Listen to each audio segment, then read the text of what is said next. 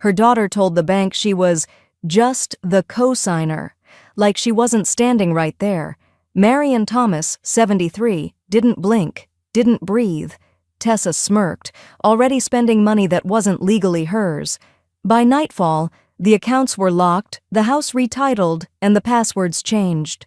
Marion had once handed over her trust with open arms. Now she guarded it with ink and evidence.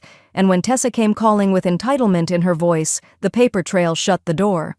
All right, before we dive into this crazy story, do me a favor. Subscribe and tell us where you're watching from. The line inside the bank stretched like taffy under fluorescent lights. Marion stood beside her daughter, purse tucked close beneath her arm, the faint smell of lemon cleaner hanging thick in the air. She wore her best wool coat, navy with the brass buttons Harold used to tease her about, and her shoes clicked softly against the polished tile as she stepped forward. Tessa stood tall and impatient in front of her, her hair pulled back in that tight ponytail she always wore when she was trying to look like someone in control. She waved at the bank teller like they were old friends. "We're here for a withdrawal," Tessa said brightly. 40,000. The teller blinked, young, nervous. "That's a large transaction. I'll need both account holders present and consenting." Tessa gave a well-rehearsed laugh and leaned in closer. "Oh, she's just the co-signer," she said, gesturing vaguely behind her. "I'm the one who handles the actual finances." Marion felt it then. That specific kind of sting that only lands when someone throws a match at the bridge you built for them. Her throat tightened, not with tears but restraint. She didn't say a word. Not when people turned, not when the woman in the red peacoat beside the rope stanchion raised her eyebrows.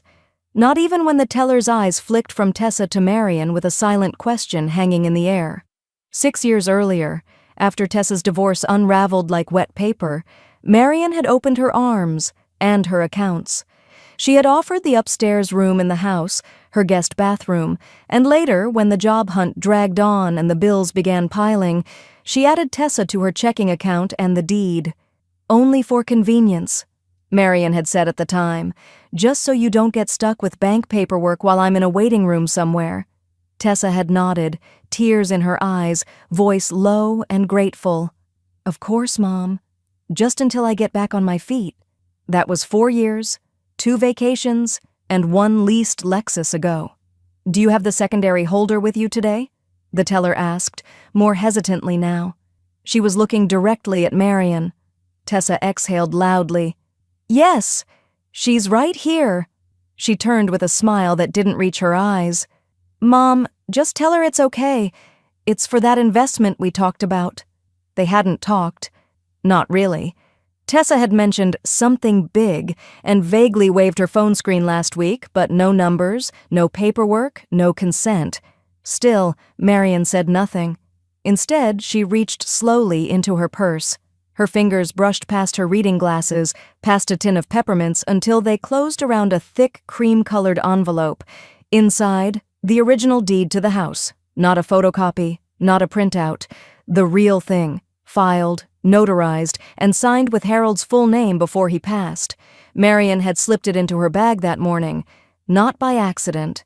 She stepped forward, slow but sure, and laid the deed on the marble counter with care. The room seemed to inhale. "Not so fast," Marion said. Tessa blinked. The teller's eyes widened. Marion's voice didn't waver. "You'll want to read this first before approving anything. I'm not just a co-signer. I'm the original owner. And I never signed off on any withdrawal." The words didn't echo, but they didn't have to. The silence that followed was louder than any reaction. Behind the counter, the teller straightened and reached for a manager call button. And behind her, Marion watched her daughter's confidence flicker for the first time in years as the room tilted toward truth. The teller's fingers hovered above the keyboard, eyes flicking between the deed on the counter and the frozen expression on Tessa's face. Marion didn't blink. She didn't need to raise her voice. The proof was in ink, and it was staring them all in the face. "I'll have to escalate this to compliance," the teller finally said, her tone clipped now, professional. "We're placing a temporary freeze on the account until full authorization and documentation can be verified." Tessa's mouth opened, but Marion had already turned toward the lobby doors. She didn't look back. Not when Tessa hissed her name under her breath, not when the security guard glanced toward them like a scene might break out. Marian walked like the marble tiles were hers. By the time they pulled into the driveway, the silence between them was thick enough to blister. Tessa yanked the keys from the ignition like she wanted them to scream. "You just humiliated me in front of a teller," she snapped, slamming the car door so hard Marian flinched. "Do you have any idea how that looked?" Marian stepped onto the front porch, key slipping into the lock with practiced ease. "I know exactly how it looked." Inside, the scent of jasmine tea still lingered from the morning steep. It was the kind of ordinary comfort that now felt like a lie. Tessa tossed her purse onto the armchair and turned, eyes sharp. "You've always had this control complex, always watching, hovering. I finally try to do something smart with our money, and you sabotage it like I'm 12. You tried to move $40,000 without telling me," Marian said, calm but unyielding, "and then told a stranger I didn't matter." Tessa scoffed. "It's our money, our house. You added me, remember? Or was that just for show?" Marian walked past her, down the hallway to her room, her voice trailing but firm. "I added you because I trusted you, not because I disappeared." Years ago, when Tessa was 16, she'd broken her wrist falling off the neighbor's rope swing. Marian had driven her to the hospital without panic, kept her calm, signed the paperwork, asked the questions. When the doctor looked surprised that Marian wasn't flustered, she'd simply said, "I raised her to know how to get back up." That had been Marian's parenting style, not coddling, not indulgent. A recipe of tough love and late-night listening sessions seasoned with equal parts sarcasm and encouragement. So where had that daughter gone? 2 days later, Marian sat in a quiet office with high-backed chairs and thick velvet drapes that smelled faintly of cedar and old legal pads. Her estate attorney, Leah Morgan, looked over the deed, the account agreements, and the handwritten notes Marian had brought. "She's listed as co-owner, but the language here?" Leah tapped the document. "It's soft. There are no survivorship rights, no sole control clauses. That helps you. You're still primary, but—" her brow furrowed. "There are red flags." "Such as?" Leah leaned forward. "A pattern of dependence, undue influence, signs of entitlement. You've essentially enabled her to treat joint ownership like a solo act, and now it's bleeding." Marian stared at the table. "I thought I was helping." "You were, but help doesn't entitle someone to erase you." Marian exhaled slowly. "What are my options?" Leah opened a legal pad, pen poised. "There's a legal path to reverse this, to reclaim full control, rescind co-ownership, and unwind financial entanglements. But—" she looked up, level-eyed. "You'll need proof. Proof that she's manipulated access, lied, pressured, that she treated this house like a checkbook and you like a signature." Marian met her gaze, steady now. "I may not have it yet, but I know where to start looking." It started with the click. Marian was standing at the sink, rinsing her teacup, when the Bluetooth speaker on the kitchen counter chimed and connected. A half-second later, Tessa's voice poured through it, clear and unfiltered, sharp-edged like the clink of ice in an empty glass. "Yeah, no, she didn't even fight it at first, just stood there like an antique chair." Marian froze. The tea towel in her hand went limp.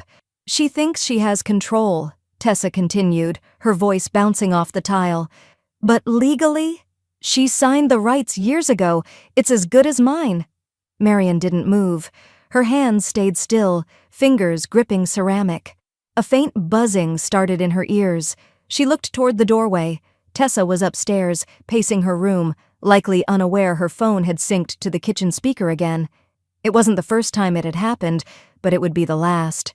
40 grand is nothing if I play it right. She's old. Software.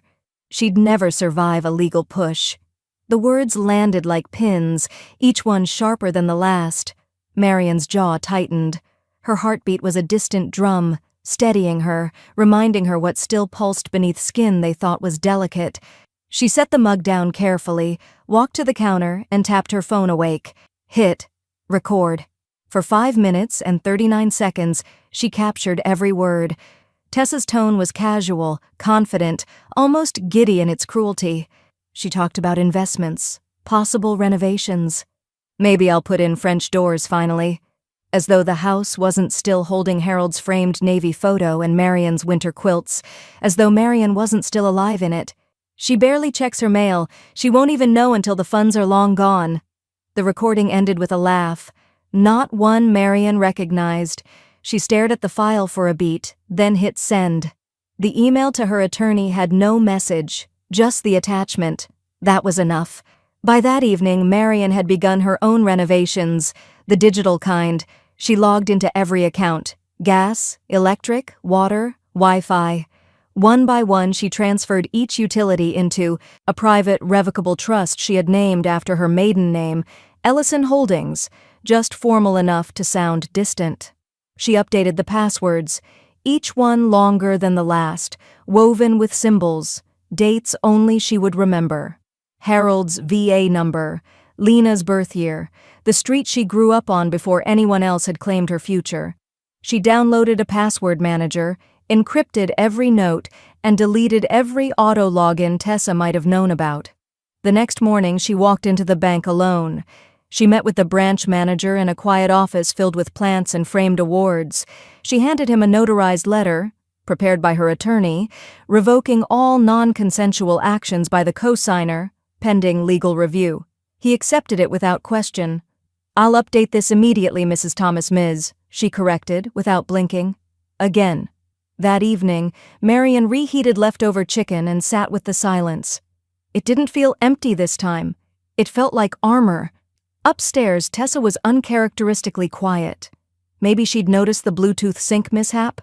Maybe not. Marian didn't care. The message had already been sent. 2 days later, a white envelope arrived, addressed to Marian in printed font, no handwriting. The logo in the top left corner stopped her heart for half a beat. First River Community Bank. She sliced it open with a butter knife, hands calm but ready. Inside, "We have received a notarized consent form dated last week authorizing the withdrawal of $40,000 from joint account ending in -8719. As per the documentation received, this form includes both signatures and an accompanying notary stamp. We are contacting you to confirm authenticity before proceeding." Marian reread it. Her breath did not quicken. But her hand curled slowly into a fist, because she hadn't signed anything, and someone had. Marian stood in front of the frosted glass doors of First River Community Bank, with the letter still folded in her coat pocket. Her fingers curled around the cool weight of her passport and original deed papers, no photocopies this time. When the receptionist offered her a customer service rep, Marian calmly replied, "No. I need the compliance officer." The woman blinked, uncertain. "Is this regarding an account issue?" Marian's smile was thin but precise. "It's regarding a felony." They met her in a small room with a muted carpet and 2 chairs that wobbled slightly at the base. The compliance officer, a man in his early 40s with tired eyes and a wedding ring that looked recently cleaned, reviewed her documents in silence. She slid across the original deed, a sworn affidavit from her attorney, and a copy of her current signature for comparison. Finally, she placed the bank's letter between them like the final piece in a puzzle. "I did not sign this," Marian said, "and I never authorized any withdrawal. I believe the form you received was forged." He didn't deny it. Instead, he glanced at the printout again, squinting at the notary stamp. "We'll need to open a formal investigation," he said carefully. "Starting today." By the time she left the bank, the autumn wind had picked up. Leaves scattered across the sidewalk like paper trails. Marian walked slowly, deliberately, letting the cold air bite her cheeks. The chill felt honest. That afternoon she met with Leah again. The attorney's face darkened as Marian laid out the letter. "We're filing a motion immediately to nullify any forged documents," Leah said, reaching for her laptop. "We'll flag every financial institution you've ever had joint access with. Tessa's banking privileges are done." Marian didn't nod. She simply stared out the window, where a crow perched on the lamppost, watching. Back at the house, Marian moved room to room, checking locks. The spare keys Tessa used were already disabled, but Marion wasn't naive. Trust was broken. Vigilance had to replace it. She contacted a local security company. Within 24 hours, a motion-triggered camera system was installed, one at the front door, one facing the driveway, and one discreetly nestled in the hallway, aimed directly at her home office. She didn't tell Tessa. That silence was strategic. Later that evening, Marion did something she hadn't done in years. She opened the desktop computer Harold once used to catalog photos of their garden. It was dusty, slow, but the hard drive still worked. She pulled up last week's video logs. She'd installed a basic camera years ago above her desk, forgotten until now. And there it was. Timestamp: 10:42 a.m., Tuesday. 1 week before the bank attempt. Tessa, alone in the office, rummaging. She pulled open the bottom drawer, where Marion kept the notary seal from a friend who had retired years ago. It was stored as a keepsake, unused for ages. Marion watched as Tessa glanced over her shoulder, then slid something into her purse. The screen flickered slightly, but the image was clear enough. Her daughter, nose deep in papers she didn't own. Marion sat back, staring at the monitor for a long time before calling Leah again. "I need a handwriting expert," she said. "A certified one." The expert's name was Dr. Wesley Chen, and he reviewed the signature on the form against Marion's known writing samples. 3 days later, his verdict came in writing. "The signature on the submitted bank form is not consistent with Ms. Thomas's documented signature, probable forgery, confidence level, 96%. Marion printed the report and tucked it into a red folder labeled Final Lines. She barely had time to file it away before the doorbell rang. Tessa stood there, in leggings and a windbreaker, sunglasses still perched on her head like she was about to jog through the truth. "I want my share," she snapped. "I'm not leaving without it." Marion didn't flinch. She turned toward the hallway and said evenly, "Let me show you something first." Marion closed the door behind her, calmly, slowly, as if sealing off a draft rather than a storm. She didn't answer right away. She walked into the living room, the quiet punctuated only by the slow tick of the mantel clock Harold had wound every Sunday without fail. On the coffee table sat a small Bluetooth speaker and a red folder. "Sit down," Marion said. Not a request. Tessa hesitated, but followed, arms crossed. Marion tapped the speaker. It gave a soft chirp, then filled the room with Tessa's own voice, played back in crisp, damning clarity. "She's old. Software, she won't fight it. 40 grand is as good as mine." Tessa's face paled mid-sentence. Her hand shot up. "You're recording me now?" "Number I already did." The speaker continued. "She barely checks her mail. She won't even know." Marion stopped the playback. The silence afterward landed like a sentence handed down from something older than law. From the folder, she pulled out 2 photos. One was a still frame of Tessa rifling through Marion's office drawers. The other was a printed report from Dr. Chen's handwriting analysis. Then finally, she slid a printed sheet across the table. It was a copy of California Penal Code Section 470, forgery. Section 470, subsection D, Marion read aloud. Signing another person's name with intent to defraud. She looked up. "That's what you did?" Tessa's mouth opened, then shut. Her carefully cultivated expression, measured indignation, strained charm, fractured. "You want war?" she snapped, rising to her feet. Marion stood too, calm as ever. "Number I want records, paper trails, legal standing, and I already have them." That afternoon, Marion sat beside Leah at the county clerk's office. The petition to revoke all co-signatory privileges was signed, time-stamped, and notarized before the hour turned. Leah's paralegal had already drafted the restraining order application. Within 72 hours, Tessa would be legally barred from accessing any shared financial space, pending the ongoing fraud investigation. "Think she'll back down now?" Leah asked as they left. "No," Marion said, zipping her coat. "But I'm not counting on her fear. I'm counting on the facts." 2 days later, Marion met her granddaughter Lena at the Oak Ridge branch of Northern Trust Bank. Lena, 26, sharp as flint and twice as loyal, walked Marion through the steps of moving her savings into a private living trust. They signed the papers together. "I don't know how you kept so quiet all this time," Lena said as they exited, a fresh set of account statements in hand. "I was raised to believe silence was safe," Marion replied, "but now I know silence is where they build their plans." Lena nodded slowly. "Well, you're building something better." Back at home, Marion packed her original documents, deed, medical power of attorney, trust formation, into a new safe deposit box. She updated her passwords again, this time storing the recovery phrases in a vault only Lena had access to. Her fingers hovered over a final envelope, the revocation of Tessa's financial proxy. She sealed it with a steady hand. The locks were changed, the cameras monitored, the paper trail was clear. Marion slept that night with the hall light off for the first time in weeks. But peace is rarely uninterrupted. The next morning, a certified letter arrived, legal stationery, court seal. Marion opened it with a butter knife and an unbothered sigh.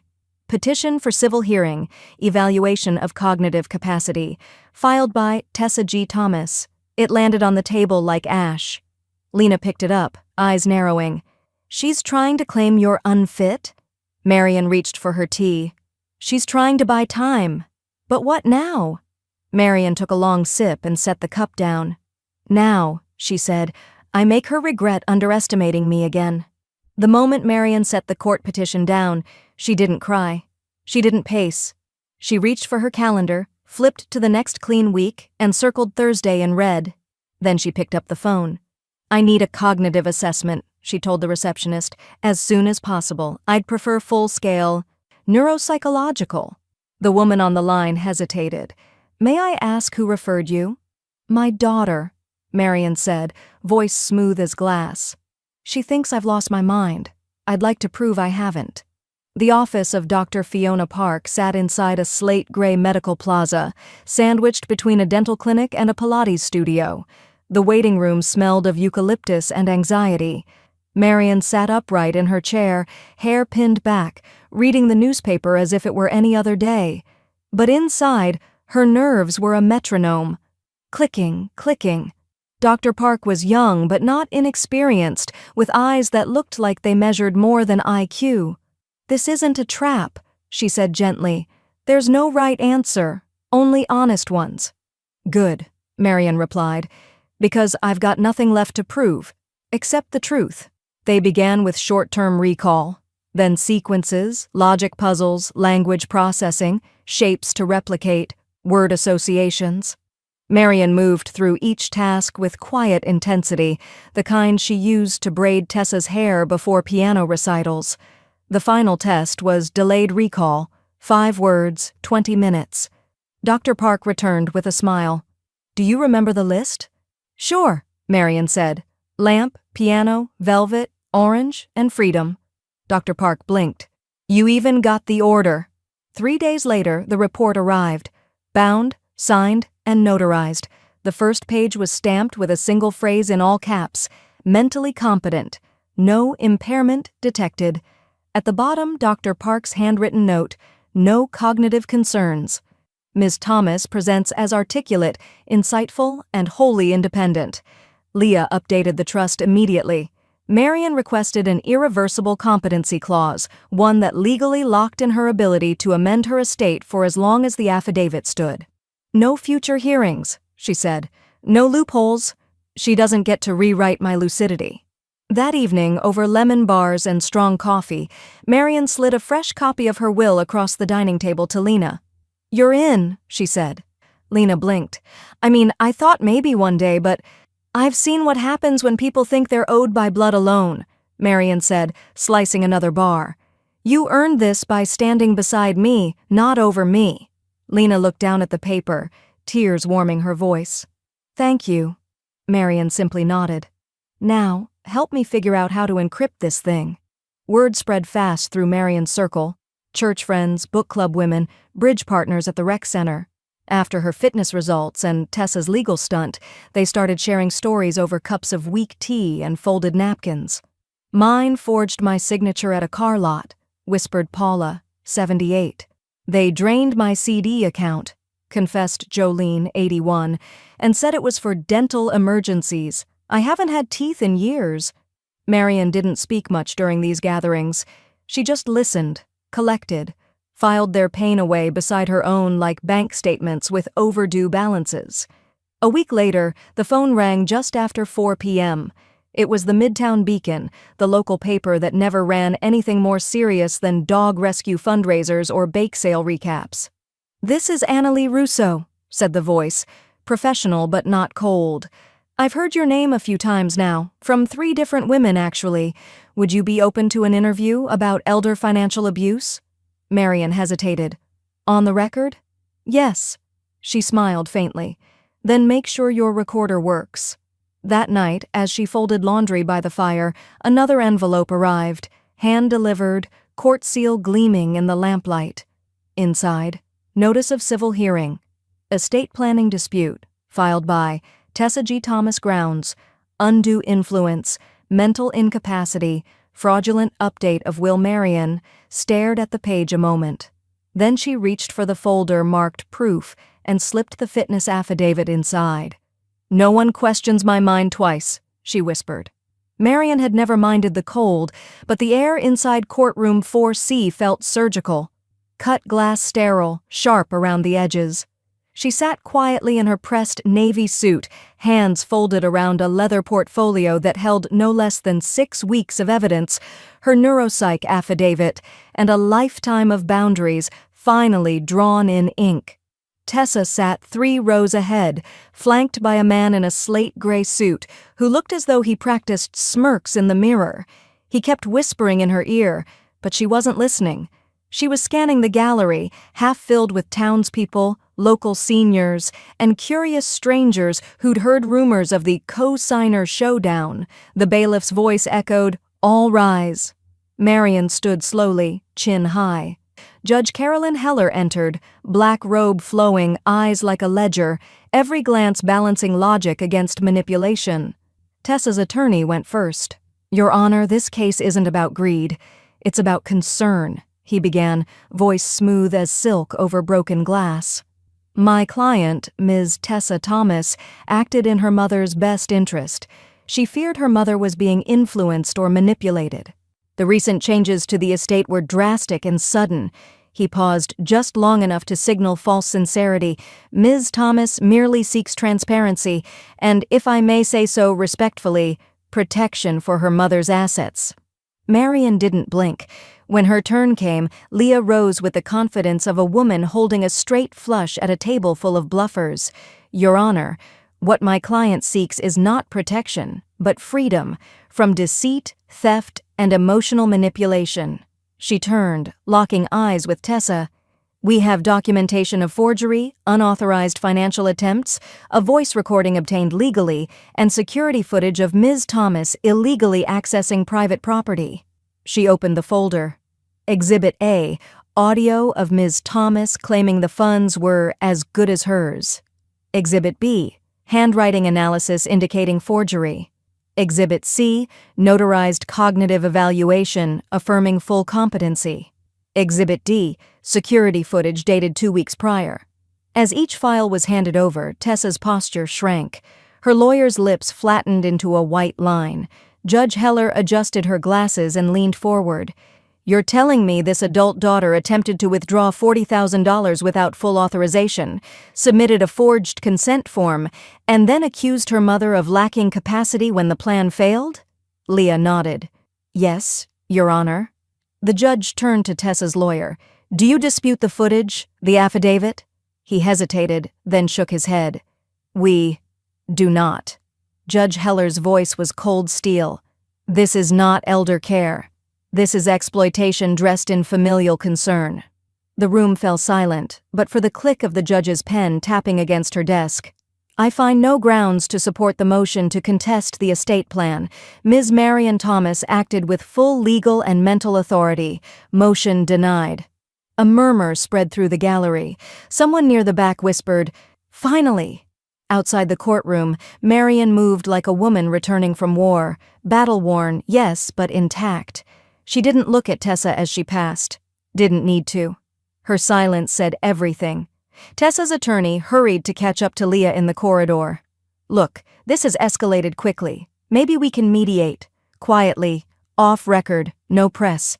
Marian answered before Leah could. "No settlement." "You don't want peace?" "I want accountability," Marian said. "You don't get to rob someone and ask them to split the difference." The hallway was filled with whispers. A local reporter scribbled in a notebook. Marian's old bridge partner waved hesitantly from a bench. One of Lena's college friends stood in the corner, filming for a podcast on inheritance abuse. Marian walked through it all with the measured calm of someone who knew the temperature in the room didn't matter anymore, not when the heat was in her own hands. In the parking lot, as Leah packed up her briefcase, she turned and asked, "So, you want to move forward with the asset recovery too?" Marian didn't answer right away. She looked up at the sky. Clear, wide, and finally, hers again. Then she said softly but unmistakably, "Yes, every penny." The morning after the court ruling, Marian sat at the kitchen table with a calculator, a yellow legal pad, and a bank statement that stretched back 5 years. The sun poured in from the window above the sink, golden and sharp, like truth. Lena leaned over the laptop, scrolling through PDF statements Marian had downloaded after gaining full access. "We're not looking for chunks," Lena murmured. "We're looking for drips." Marian nodded, eyes narrowing on a string of transactions. $48.22, Sephora. $319.77, Boutique Home Decor. $5.99, mobile app. Over and over. At first glance, they looked harmless, until you noticed the dates. Always the day after Marian's Social Security deposit. Always under the joint account Tessa had insisted was just easier to manage. She bled it slowly, Marian muttered. Like a thief with a key instead of a crowbar. Lena clicked save and labeled the spreadsheet. Siphoning pattern, 2019 to present. At Leah's office, Marian handed over the organized printouts. "It wasn't just one fraud," she said. "It was a habit, a lifestyle funded by my silence." Leah examined the files like an archaeologist studying a long-buried ruin. "This," she said, "is the kind of pattern that turns an accusation into a conviction." She tapped her pen against the affidavit Marian had sworn the day before. "Time to file for financial exploitation and elder abuse under state statute. We'll freeze anything that flowed through her hands tied to your assets." Marian gave a nod that wasn't small. It was final. The following week, Lena invited Marian to her Wednesday seniors tech group at the community center. "They do more than email now," Lena teased. Standing before a semicircle of folding chairs filled with cautious women in soft cardigans, Marian spoke. Not formally, not dramatically, just plainly. About co-signing, about slow betrayal, about the difference between helping and being harvested. When she finished, one woman with a silver braid whispered, "My son took out a credit card in my name. I didn't even realize till they garnished my pension." Another said, "They tell us we're paranoid, that we just forgot." Marian gave a quiet smile. "They don't want us confused. They want us quiet."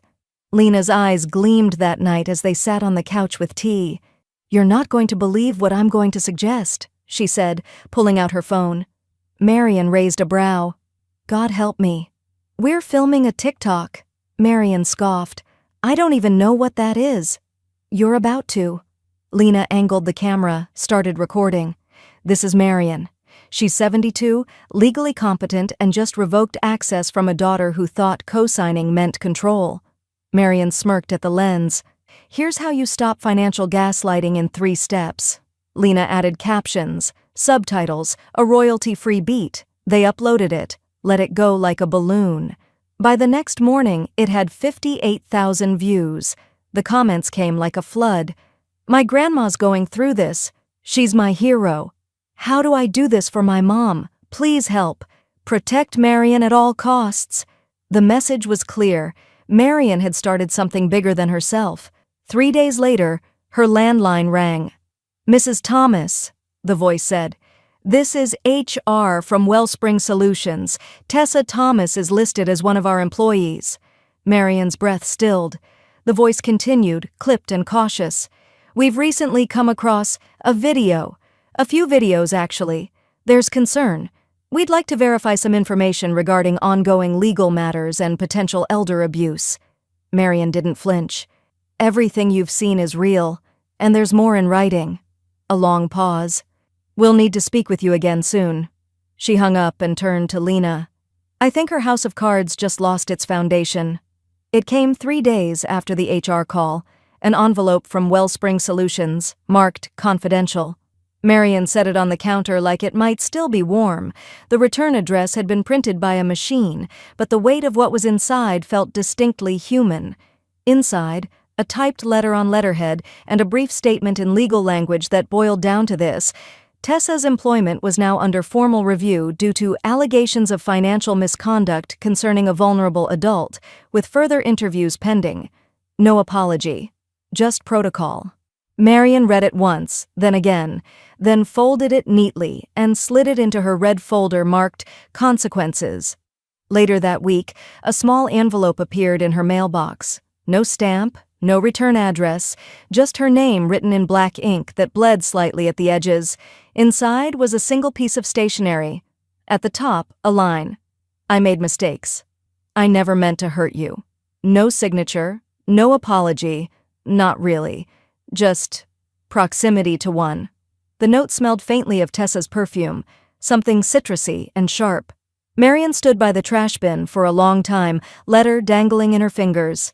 Then she turned and walked it to her filing cabinet. She created a new folder, labeled it Regret Laundering, and slid the page inside without a word. 2 days later, Lena led Marian into the garden with a hand over her eyes. "No peeking yet. I swear, if there's a TikTok camera out here..." "Just wait."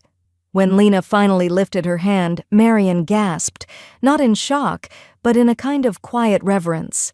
Nestled beneath the flowering dogwood tree was a handcrafted bench, smooth cedar, polished to a honeyed glow. Carved into the back slat, in Lena's careful script, "Owned. Never owed." Marian ran her fingers over the grain. "It's beautiful." "It's yours," Lena said, "and so is everything else." Marian sat down slowly. The earth beneath her felt solid in a way it hadn't for months. That night, Marian opened a new document on her laptop. She stared at the blinking cursor, then typed a title: "The Co-Signer Myth, What They Don't Tell You About Family, Finances, and Control." She didn't write a preface, didn't start with a summary. She began with the moment in the bank, the moment her daughter said, "She's just the co-signer," loud enough for the marble floor to echo it back. From there, the pages poured out, every check she'd signed without being asked, every drawer rifled through, every doubt stitched into her chest by someone who used to hold her hand crossing the street. As word of her case traveled, her phone began ringing more often. Women from church, from the community center, even from out of state. Some whispered, some cried, some asked for copies of her trust. Marian answered each call with a steady voice and careful steps. One woman sent a gift card with a note: "You reminded me I'm not crazy, just careful." Another showed up at her door with lemon muffins and a story about a son who opened a second mortgage behind her back. Marian welcomed them in. Then one morning, a new kind of envelope arrived. Pink, heavy, cardstock, floral seal. Marian sliced it open with the same butter knife she now used for nearly all incoming mail. The invitation inside shimmered with embossed gold lettering. "You're invited to celebrate the engagement of Tessa Grace Thomas and Matthew Charles Ellis, an evening of joy, new beginnings, and family reunions. Kindly RSVP by the 15th. Marian set the card down. Outside, the wind moved through her garden like breath through lungs. She didn't smile. She didn't tear it in half. She just whispered, "New beginnings come in all kinds of packaging." The pink invitation sat untouched on the counter for 3 days. Marian didn't RSVP. She didn't throw it away either. She simply watched it, like one might watch a snake slither across a garden path, beautiful, dangerous, familiar. It wasn't until Lena forwarded her a screenshot that Marian understood the full game. "Found this on their wedding website," Lena said, dropping her phone on the table between them. "Private registry. You have to dig a bit, but look, bottom of the About Us page." Marian scrolled, each flick of her fingers scraping something raw. "We are blessed to begin this next chapter together. With no surviving parents on Matt's side and Tessa as the sole heir of her family estate, we are proud to carry forward the Thomas legacy." Sole heir. The words blinked in front of Marian like a second forgery, one typed in glittery font. "She's not just rewriting the past," Marian said quietly. "She's drafting my obituary while I'm still breathing." The night of the party came with a sky like smoke, gray, moody, hung with thick clouds that promised rain but only threatened. Marian arrived exactly on time, not early, not fashionably late. She wore a tailored charcoal dress with a brooch that had belonged to her mother, subtle but commanding. The venue was one of those renovated barns dressed up in fairy lights and Pinterest promises. Inside, everything smelled of eucalyptus candles, chilled rosé, and performance. Laughter swelled near the charcuterie table. A photographer adjusted his lens, and Tessa, dressed in champagne silk, moved through the crowd with curated grace, her smile pasted on like a magazine spread. When she saw Marian, her expression cracked. Not completely, just enough to reveal the scaffolding underneath. "Mom," she said through gritted teeth, sweeping toward her. "I didn't think—" "You invited me," Marian replied. "I came." Tessa's fiancé, Matthew, appeared beside her. "We're so glad you could make it, Mrs. Thomas," he said, offering a handshake. Marian accepted it, firm, unapologetic. "Actually, it's just Ms. now." She didn't bring a gift bag, didn't browse the registry or hug strangers pretending to be family. She waited until the toast began. Just enough eyes on them, just enough silence to punctuate what followed. When the crowd quieted and the champagne flutes were lifted, Marian stepped forward. "I'd like to offer a blessing," she said, her voice calm, carrying, "for honesty, transparency, and clean beginnings." She reached into her clutch and pulled out a single cream envelope, sealed, embossed with her attorney's insignia. Tessa's face drained. "This," Marian continued, handing it to her daughter in front of the crowd, "is the legal update. Retroactive, effective immediately. You are no longer listed on any of my documents. No property, no accounts, no inheritance." Gasps cut through the silence like breaking china. Matthew blinked. "What?" Marian looked at him almost kindly. "You may want to adjust the website?" Tessa's hand shook as she held the envelope. "You can't do this here." "I just did." And with that, Marian turned. She walked out into the night without a glance back. The wind had picked up, cool, clean, scented faintly with lilacs from a garden someone else would never inherit. Behind her, Tessa's voice cracked like glass. "You'll regret this!" Marian paused at the car door, placed a hand on the roof for balance, and murmured, "I already did, but only once." The next morning, Marian sat in her garden with a cup of chamomile, watching a squirrel dart along the fence. The pink envelope still lay open on the windowsill, mocking its own optimism. Her phone buzzed. A new message. Sender, Cohen and Gold, LLP. Subject, request for mediation. Estate disputes at family division. Marian read it. Once, then again. Below the message, Lena's text arrived like clockwork. "Want me to reply with a meme or a legal citation?" Marian smiled faintly. "Neither. Let's make it formal." The conference room smelled like fresh ink and nervous paper. Marian sat at the long table across from Leah, sipping water while a mediator's chair sat conspicuously empty. "I read the brief," Leah said. "They're asking for shared arbitration on misunderstood terms of inheritance. Not fraud, not forgery, just confusion." Marian didn't look up from the manila folder in her lap. Thieves don't get peace talks. They get audits. Leah slid a pen across the table. "I can file the asset separation paperwork today. It's more than civil. Once the audit proves consistent siphoning, we're pushing into criminal." Marian signed without blinking. "Then let's stop playing polite." Lena didn't just support the move, she amplified it. "People don't get it until it's in their ears," she said, perched cross-legged on the living room floor with her laptop open and a tiny mic clipped to her sweatshirt. "We turn this into a series, episodes, guests, stories." Marian arched a brow. "You want me to air our family's dirty laundry online?" Lena grinned. "I want to show people how to wash theirs before mold sets in." They called it Co-Signed, Not Controlled. The pilot episode opened with Marian's voice, measured, calm, and sharp as ever. "When someone tells you co-ownership is love, ask who holds the keys." Within a week, the podcast had 8,000 listens. By the third episode, survivors were emailing in, sharing their stories of checks cashed without consent, houses sold from under them, and wills rewritten in invisible ink. Marian didn't need to shout. She just needed a microphone. Meanwhile, the ripples reached further than expected. Tessa's name vanished from the board of a women's nonprofit she'd helped fund. Quietly, no fanfare, a grant application was paused for review. Her fiancé's company retracted a PR feature before it ever posted. "She made her bed in high heels," Marian murmured, "but it's still just a bed of lies." The Midtown Beacon ran a profile under the headline, "Power, Paperwork, and the Price of Permission." The article didn't sensationalize. It didn't need to. It opened with, "At 72, Marian Thomas knew the cost of silence, so she wrote back, with documents instead of doubt." There was a photo. Marian seated on the cedar bench beneath her dogwood tree, holding a copy of her podcast notes, the engraved words visible behind her shoulder. Owned. Never owed. Old friends began writing. Some called. A few showed up with casseroles and stories. "You reminded me," one said tearfully, "that we're not burdens, we're foundations." Marian never asked for attention, but she accepted every moment of it like she accepted sunlight after a storm. Earned, not gifted. Then one evening, Leah called. The sun was dipping low, casting a bronze light across Marian's freshly watered roses.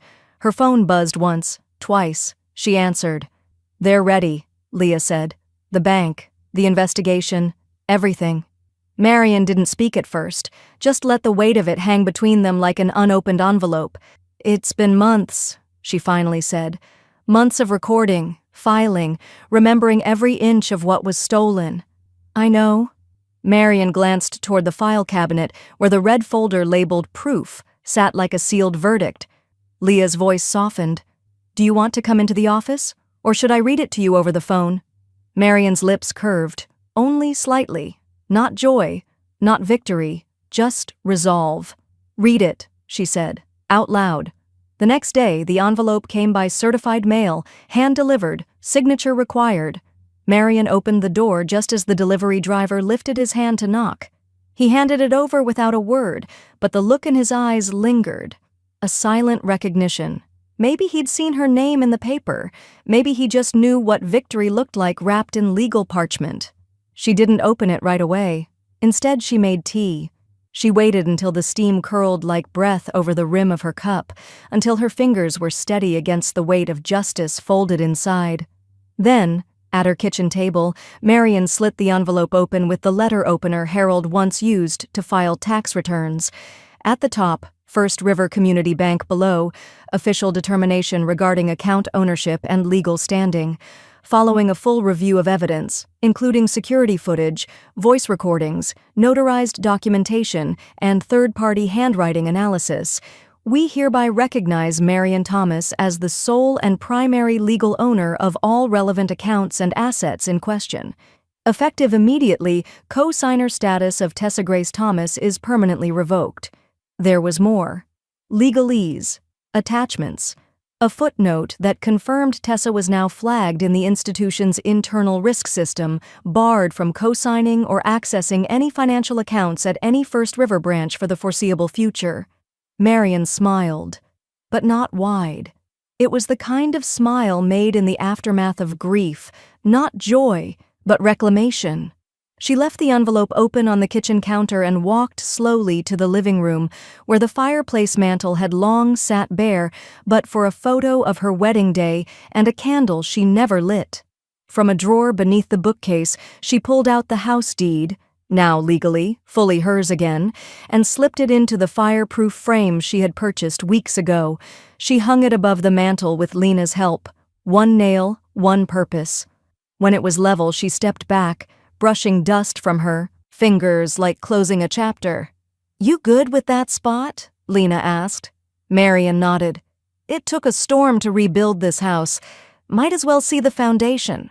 That night she cooked. Not frozen meals or quick reheats. Real food. Roast chicken, rosemary carrots, fresh bread that warmed the kitchen with the scent of home and finality. Lena arrived with a bottle of red and 2 friends from the podcast's listener group. Survivors, both of them, who now spoke with the same surety Marian had once believed she'd lost. They didn't talk about Tessa. They talked about wills, trusts, and love that wasn't tied to conditions or access codes. Over dessert, Marian raised her glass. "To women who don't just survive," she said, voice clear, "but audit the aftermath." The next morning, she sat by the dogwood tree, bench beneath her, journal in hand. She'd updated her estate plan the night before. Quietly, thoroughly. Her house would stay in the family, but the other half, liquid funds, savings, stocks, was now earmarked for the Women's Financial Resilience Foundation, an organization she and Lena had quietly started filing paperwork to launch. It was time to turn damage into defense. Just after noon, her phone buzzed. Leah's name lit up. "Ready for another update?" her attorney asked, no preamble. "Always," Marian replied, adjusting her sunglasses. "Tessa's lawyer has officially withdrawn from the case. No mediation, no appeal, no further contact." Marian exhaled slowly, like she'd been holding the breath since spring. "And Tessa?" There was a pause. Then, "She's on her own." Marian looked up at her framed deed through the living room window. The glass gleamed like resolve. "Exactly where she put me," Marian said. The whispers came first. Soft, curious things that drifted through community inboxes, school board meetings, yoga studios. They weren't shouted, not yet, but they carried more weight than headlines. "She's not on the nonprofit board anymore. I heard her fiancé pause the wedding. Something about a lawsuit. Her mom Tessa's public life, curated like a gallery wall, had begun to tilt. One sponsorship withdrew quietly. A conference panel she'd been scheduled to moderate replaced her with someone younger and blameless. And finally, word broke that her employer had amicably parted ways with her. HR language for the kind of dismissal you don't put on LinkedIn. Marian read the news in a grocery aisle, flipping through the community paper. No photos, no explanation. Just a 2-line announcement next to an ad for discounted potting soil. She didn't smile. She simply folded the paper and placed it in her cart, beneath the bananas. Out of sight. That evening, Marian sat at her desk with a fountain pen, one she hadn't used since Harold's passing. She pulled a single page of thick ivory stationery from the drawer and began to write. "Tessa, I won't waste this letter on blame. We've both carried too much of it already, though not equally. I'm writing this because silence gave you room to rewrite the story. This time, I will write it back. I was never just a co-signer. I was never your backup. You tried to cash me out of my own life, and when I finally spoke up, you called it cruelty. You didn't steal my money. You tried to steal my clarity. That was your mistake. This will be my last correspondence. Not because I hate you, but because I love myself enough to stop letting you hold the pen. Not your co-signer, not your cover. Marian." She sealed the letter in a white envelope. No return address, no forwarding request. Then she walked to the fire pit out back, lit a single match, and watched it burn corner to corner. Not in rage, in release. The next morning, the soil was still damp from last night's rain. Lena brought over the magnolia tree, Marian's favorite, cream-blossomed and stubborn. "Picked it up from the nursery in town," Lena said, wiping her hands on her jeans. "Thought maybe new roots." Together they planted it near the garden bench, the one Lena had gifted months before. Marian packed the earth with her bare hands, pressing firm and steady until the tree stood straight. Then Lena reached into her canvas bag and pulled out a small plaque. Bronze, subtle, fully owned, fully alive. Marian didn't say anything. Her throat closed up before gratitude could form. But when Lena stepped forward and hugged her, the tears came anyway, silent, sudden. "I just wanted you to be seen," Lena whispered. "You made me visible," Marian murmured, "even to myself." 3 days later, the doorbell rang. Marian opened it to find her neighbor, Elise, standing on the porch with a clipboard and nervous energy. "Hi. Sorry. I know this is out of the blue, but—" Elise laughed, then hesitated. "We're hosting the town event this year, the Women's Week Civic Forum, and, well, your name's come up a lot." Marian raised an eyebrow. "I'm not much of a microphone person." "I know," Elise said, "but the thing is, you already spoke. With actions, with boundaries. You didn't just protect yourself, you taught all of us how." She held out the clipboard. "We'd love for you to speak. 15 minutes. Tell your story. Or don't. Just be there." Marian looked past her to the magnolia tree, where the wind was rustling through the new leaves. She didn't say yes. Not yet. She simply took the clipboard. The folding chairs faced east, toward the sun coming up over the town hall steps. A breeze carried the scent of brewed coffee and crepe myrtle blossoms. Women filtered into the courtyard with walkers, canes, earbuds, and steel in their eyes, some there to listen, some to be seen. Marian sat in the front row for the first few minutes, watching the empty microphone like it was daring her. Lena stood behind the soundboard at the edge of the stage, giving a tiny thumbs up. "You still have time to change your mind," Lena whispered. Marian didn't blink. "I'm already standing." She stepped onto the stage in soft gray slacks, a linen blouse, and her late husband's watch around her wrist. Not for luck, but legacy. The microphone hissed once before settling. She didn't flinch. "Good morning," Marian began, scanning the crowd. Dozens of faces stared back, some wide-eyed, some weathered, all waiting. "My name is Marian Thomas. I'm 73. I co-owned a house, a bank account, and a mistake." Laughter, tight, knowing, rippled through the crowd. She continued, voice steady. "My daughter told a teller I was just a cosigner. What she meant was I didn't matter anymore. What she didn't expect was that I still had the deed." Murmurs, nods, a few gasps. Marian told them pieces of the story. Not every fight, not every form filed, but enough to draw the map. Enough to show where silence used to live. "I came here to say something simple," she said, her voice growing firmer. "Ownership isn't just a document, it's a decision. It's the moment you stop letting guilt hold the pen." A pause.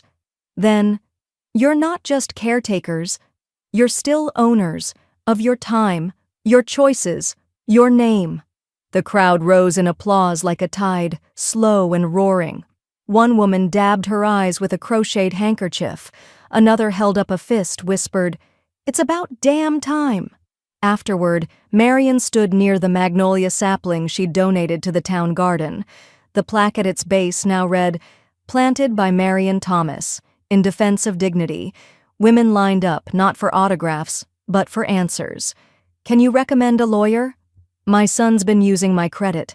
How do I prove it?" "Do I need a trust, even if I don't have much?" Lena joined her, clipboard in hand. "We're going to need a second table next time." "I'm not starting a business," Marian warned. "No," Lena said. "You started a movement." They stayed until the sky turned sherbet pink. Lena snapped photos of the magnolia in golden hour light. Marian sat on the bench nearby, answering emails from listeners, reading notes from women across the country who had heard her voice in podcasts and now saw themselves in it. No one mentioned Tessa. No one had to. That night, Marian returned home to her quiet living room, shoes off, tea warming between her palms. She opened her drawer and pulled out one final envelope, thicker than the rest, sealed in blue wax, embossed with her initials. Inside, her revised estate plan. She traced her fingers over the language. Clean, unambiguous. It left the house to Lena, the funds to a women's financial resilience trust, and not a penny to the person who once called her just anything. Marian exhaled. She slipped the envelope back into the fireproof safe, clicked it shut, and whispered to the empty room, "Final draft." Marian sat at the attorney's office desk, the weight of the pen heavy but welcome in her hand. The ink glided slowly, cleanly across the parchment of her final estate document. No hesitations, no shaky lines, no room for misinterpretation. Across from her, Lena watched with her chin propped in her palm. Her eyes were glassy but proud. "There," Marian said, placing the pen down gently. "Executor, Lena Mae Thomas. Beneficiary, not entitlement but intention." The attorney nodded, sliding the folder closed with a reverence usually reserved for sacred texts. "Everything's in place," she said. "It's done." "No," Marian replied with a small smile. "It's just beginning." 2 days later, she walked through her garden barefoot, morning dew clinging to her soles. The air carried the faint scent of lemon balm and damp soil. Spring had come early that year, as if the world had finally caught up to the pace Marian had set for herself. She paused beside the magnolia tree, now budding with creamy blossoms. At its base, another plaque had been added, not visible unless you bent low enough to read it. "Legacy isn't inherited, it's chosen. Endowed by Marian Thomas, Women's Financial Resilience Fund." The house, her house, would eventually become part of a sanctuary for women rebuilding from the financial abuse no one talked about. Until it was too late. A center for advocacy, workshops, and maybe even safe transitional housing. Not a tombstone, a launch pad. Lena joined her on the back porch later that afternoon, a lemonade in one hand and a newspaper in the other. "You made page 2 again," she said, tossing the Midtown Beacon on the table. Marian barely glanced at it. "I'm starting to miss my anonymity." Lena chuckled. "You traded it for influence. Wise move." They clinked glasses. The sun dipped low. The garden swelled with the hum of bees and the occasional creak of the wind chime Marian had installed near the dogwood. Inside, Marian pulled out her worn leather journal. Its spine cracked, pages fluttering like old curtains in a breeze. She sat by the fireplace beneath the framed deed that now glowed amber in the waning light and began writing one final entry. No rewrites, no edits, just clarity. They say blood is thicker than water, but paper, the right kind, outlasts both. Tessa tried to reduce me to a footnote, a placeholder, a backup plan waiting to be overwritten, but I was never secondary, not in my own story. She called me just a co-signer. What she meant was I was no longer human, only a function, an access point. But I was the name on the deed, the heart of the house, the spine of our history. So I rewrote the ending, not out of spite, out of self-respect. I chose Lena because she sees people, not opportunity, because she knows love isn't leverage. I gave the house to women like me, women with papers in their hands and battles in their silence, and I gave myself the pen. Finally. Co-signer? I signed my name in full. She closed the journal softly, pressing her palm to the cover like sealing a truth into the earth. That night, as the moonlight laced the garden in silver and the wind slipped through the open window, Marian stood once more in front of the fireproof safe. She opened it, slid the new estate plan inside, closed the latch. No hesitation, no regret. She whispered to the dark, not bitter, just finished. She tried to treat me like a backup. I signed her out completely.